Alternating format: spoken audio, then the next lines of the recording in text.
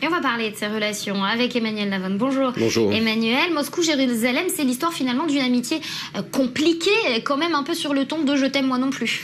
Oui, comme l'a rappelé votre reportage, les relations diplomatiques ont été rétablies en 1991. 1991, c'est la fin de la guerre froide, c'est l'effondrement de l'Union soviétique. Et pendant toute la guerre froide, bien entendu, l'Union soviétique avait soutenu les pays arabes ennemis d'Israël.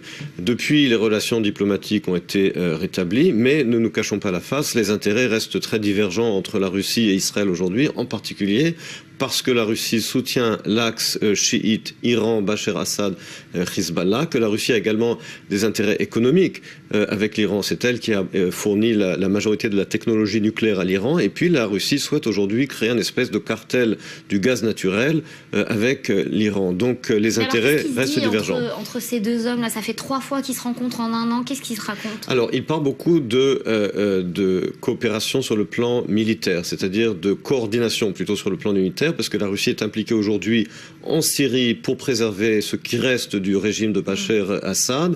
Et il y a aujourd'hui une véritable coordination militaire entre Israël et la Russie pour éviter une conflagration ou des accidents entre les avions de chasse russes et l'armée de l'air israélienne.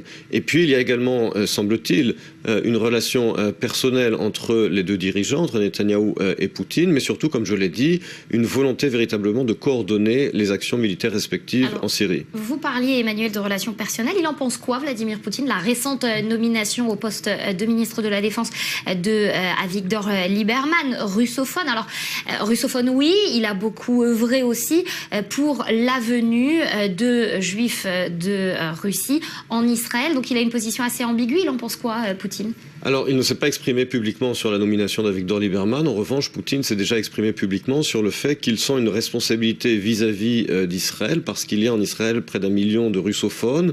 Et lors de la visite de Netanyahou dans ce voyage, un accord va être signé entre la Russie et Israël pour que les émigrés, les anciens émigrés russes qui sont venus en Israël il y a 20 ans puissent toucher leur retraite de Russie qui avait été annulée. Donc on voit qu'effectivement il fait des efforts là-dessus, que lorsqu'il exprime son sentiment de responsabilité vis-à-vis de la sécurité des russophones d'Israël, mais également de leur bien-être économique, puisqu'il a accepté de signer cet accord qui leur permettra de toucher des retraites qui avaient été finalement effacées, je dirais, après leur immigration en Israël il y a près de 20 ans. Voilà, la lutte d'Avigdor Lieberman. Merci beaucoup, Emmanuel, pour ces